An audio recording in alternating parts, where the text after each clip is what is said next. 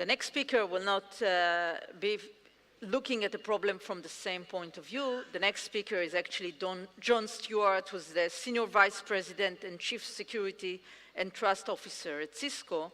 And he's going to take us towards, is everything secure in organizations, and what does it mean? So we looked at it from the nationwide protection, and frankly, I think that a massive DDoS attack is at the hands of the nation, mainly because everybody could use a very low-cost Chinese camera to attack everybody else, and there is little above fundamental infrastructure that could solve it. But there are many other issues except massive DDoS attack that could be handled by enterprises, and my pleasure to present John Stewart. Good luck.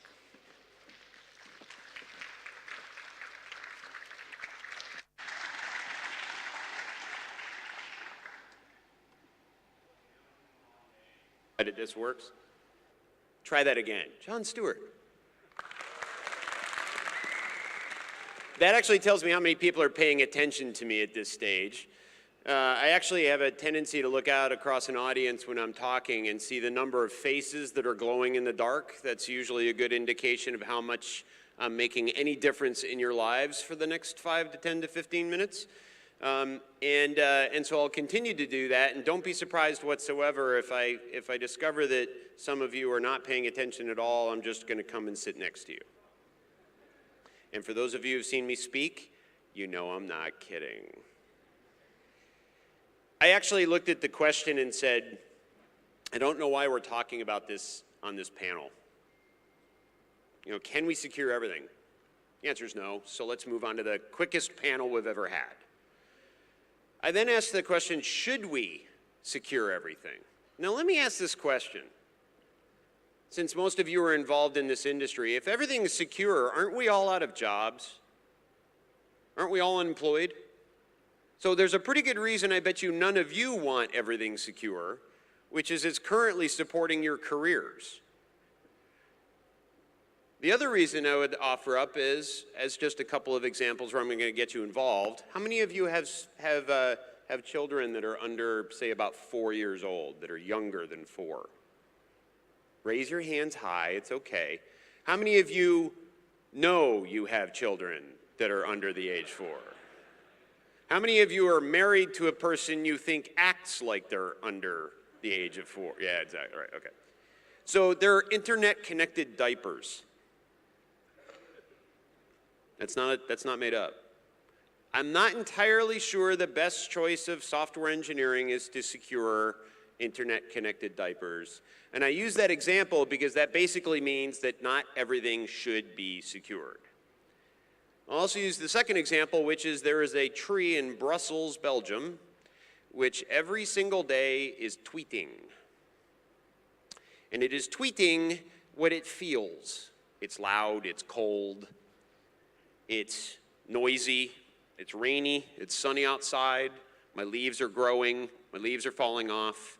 No, I'm not making that up either. If you're totally not enjoying Twitter, maybe you've got a new friend you can make and follow this Belgian tree. I'm not entirely sure we should secure that either, because frankly, I don't think it matters. Not in that, except the Belgians. For any of my Belgian friends that are visiting, perhaps this is super important to you. It's not important, I think, in the grand context of things. So what I'm left with is something that I actually ask myself quite a bit, and I would invite you, for reading all the information, reading all the news, seeing all the breaches, I would invite you to think about security as follows. And I think it's your responsibility just as much as it's mine. What is the state of the security industry right now?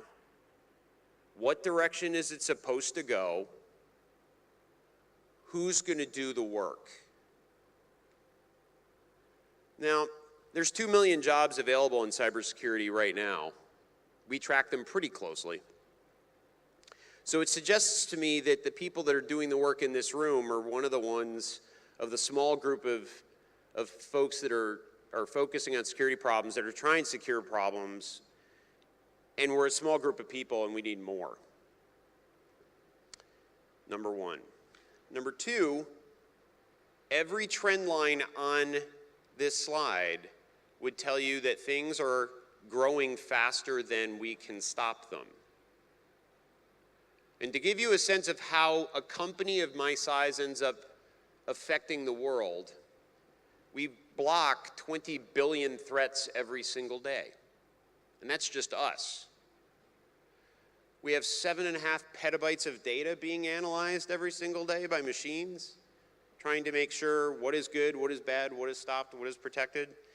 And when I said, should everything be protected, what I think I'm ultimately asking is, do you know of anything that is fully secured?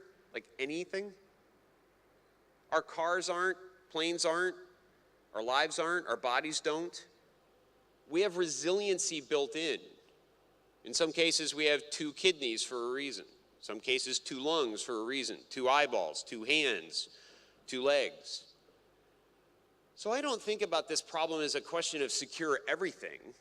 I actually think about it as, how fast could you recover when something goes wrong, because it's going to? And what are the things that you can essentially say, it's fine. I'm going to live without that for a little while. It'll be okay. How long can I live without it might be an interesting question. How long will it work where life will go on if the power's out, if the transportation systems aren't working, if food is not being delivered, if the telephones aren't online, if newspapers aren't available to us? And the reason I think that way is because of the numbers that are behind me. At the moment, just now, today, we have about 4 billion internet users. All total, that number is, of course, growing faster and faster as more and more users, more and more people are connecting mostly via mobile devices. Now, you're not going to train 4 billion people how to use security. It's not going to work. I barely can get my kids to do things safely on the internet. There's no chance that 4 billion people are going to do it consistently. Now you have this dilemma of crime, which is, let's call it, close to an $11 billion problem. It's fairly profitable. That's growing faster than it's being slowed down. You have I don't know if you remember this, but not many years ago, Cisco came out with a report that said there are going to be 25 billion IoT devices by 2020. And if you look back at the news at the time that we announced that, we were actually told, 1, Cisco's crazy, and 2, the only reason that we put that number out there is because we wanted to sell more networking gear.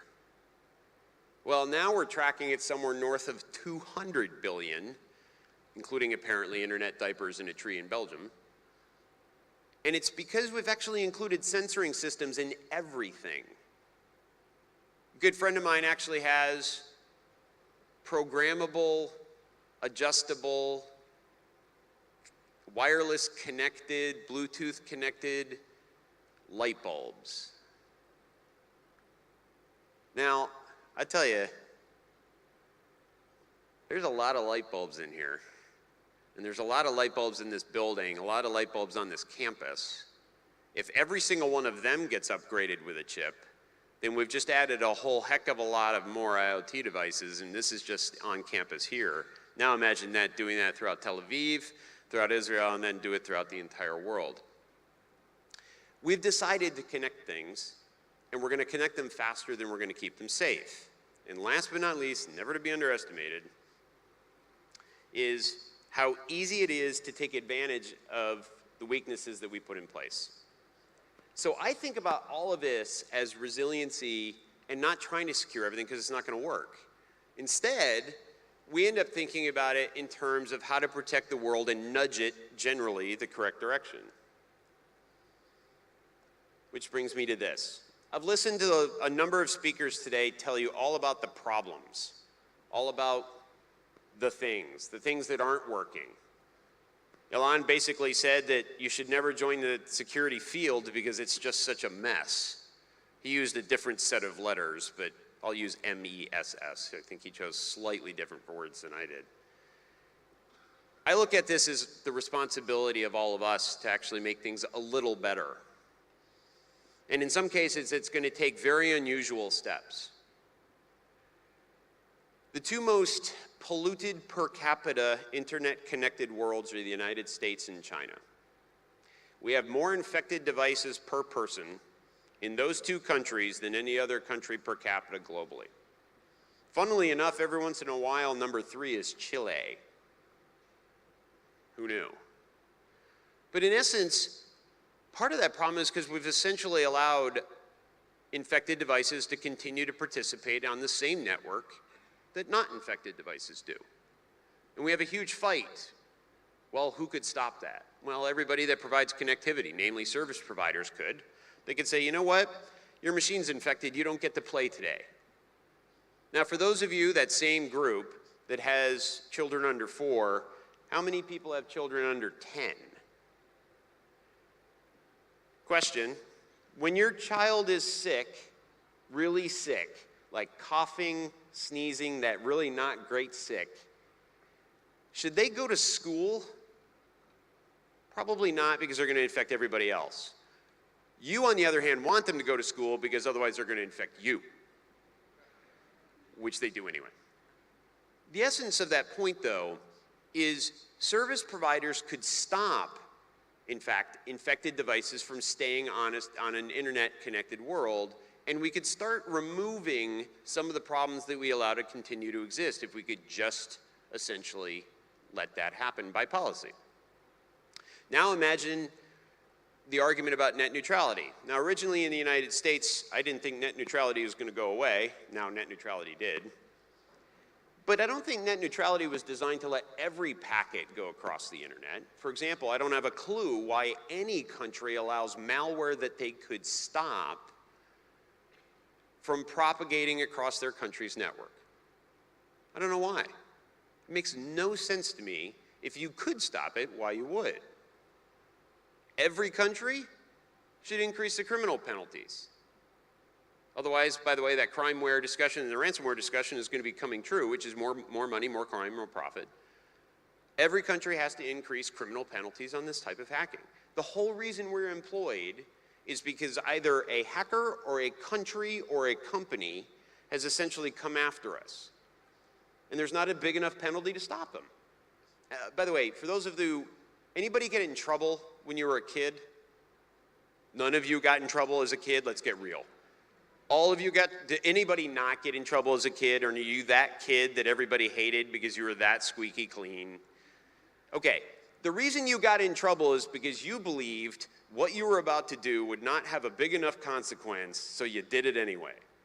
And more often than not, you went home and found out the consequences were much bigger than you expected, and in many cases, you never did it again.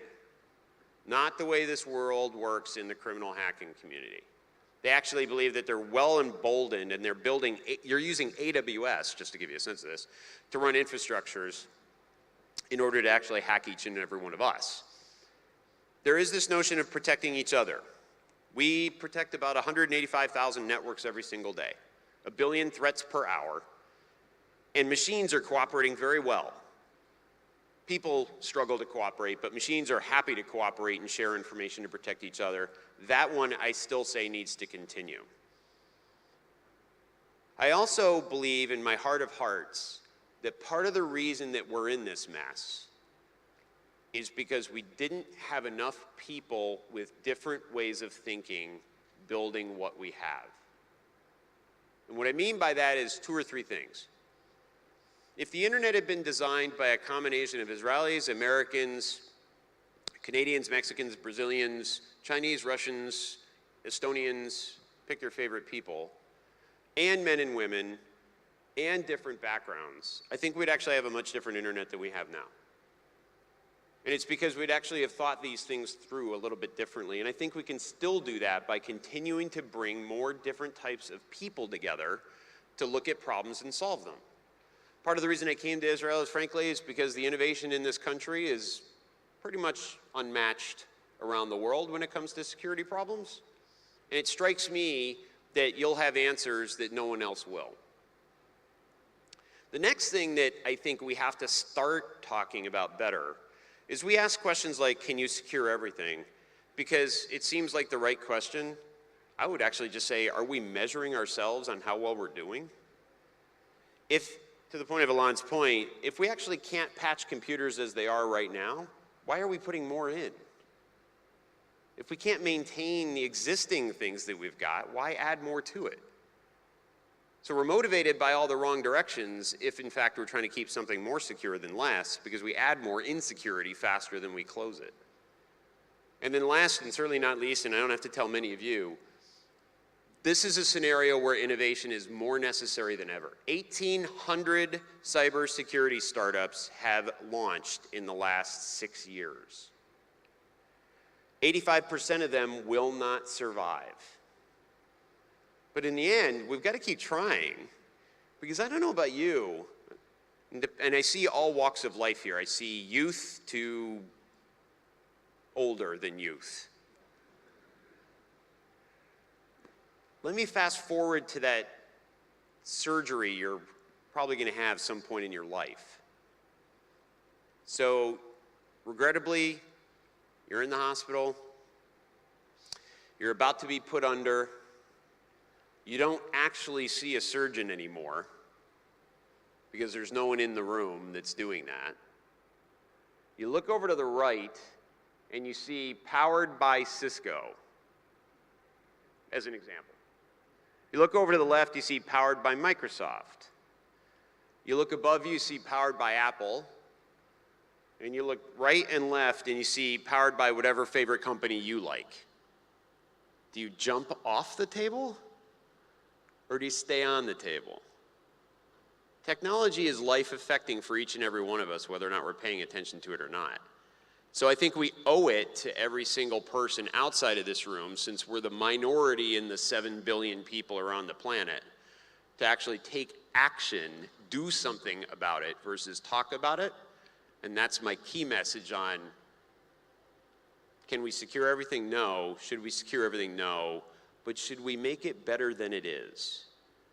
And my answer is absolutely yes. Thank you for taking a couple minutes.